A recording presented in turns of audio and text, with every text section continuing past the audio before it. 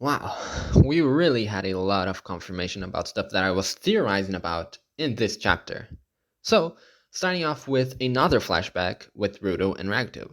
This time, though, Rudo asks questions about the fact that things have souls.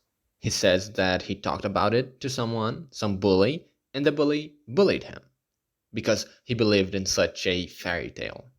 Baracto insists that if he wears those gloves and cherishes them, they might develop a soul of their own.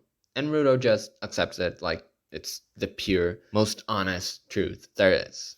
We then cut to Rudo chained and getting carried around by Engine. They argue, as always, and Rudo says he wants to go back. Engine, though, he says he can't.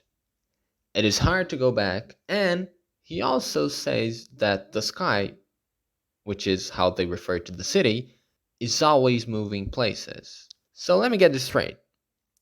The city is a moving city because it seems to be standing on a pretty solid mountain. And as far as I know, mountains don't move. But if this is true, and it actually moves around the planet, it just makes things a whole lot worse. It means that not only is it going to be much harder for Rudo to get there, but that the trash that they produce is not only deposited around the city, but it is scattered all around the planet. I mean, what a way to destroy it, am I right? Anyways, Rudo keeps annoying Engine about going back to his city, and Engine goes like, "Oh, you want to go back? Alright then, get out of my sight."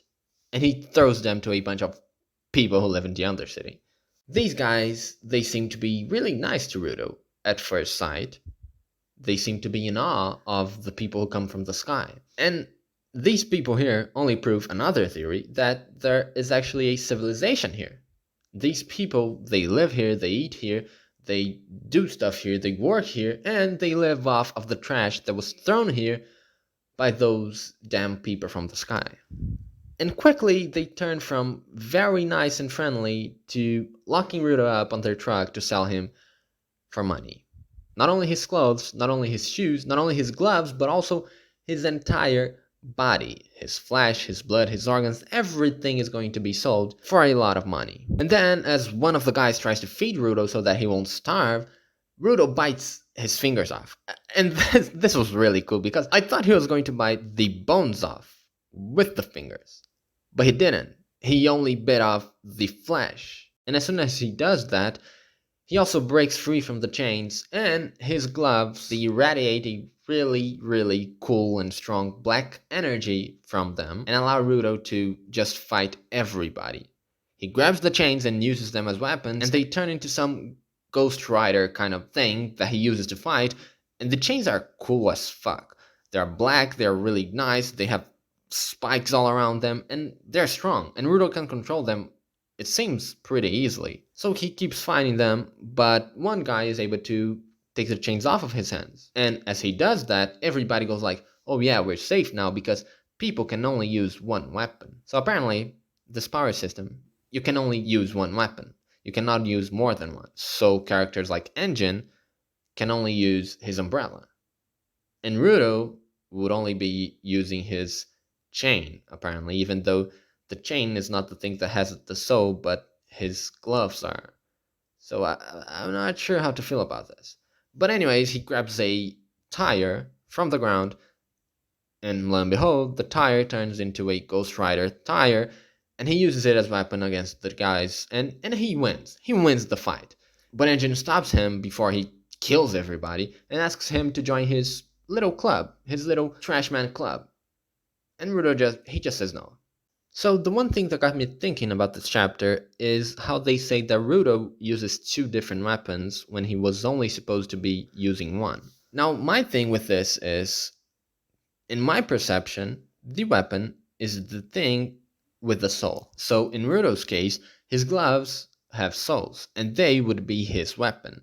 And in Engine's case, his umbrella would have a soul, and therefore it would be his weapon. But if the weapon is just something that is powered by the thing that has a soul in it, then that means that Rudo's weapon is not the gloves. It is whatever he can use to power up with the gloves. And it means that Engin's weapon is the umbrella, but the thing that has a soul is not the umbrella. It's something else that he carries with him and that he uses to power up that umbrella, which is a very weird power system. Why would you make a power system like that?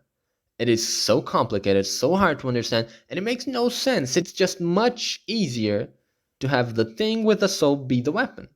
It is easier. It makes more sense. So why would you not go with the easier and simpler system? I just don't get it.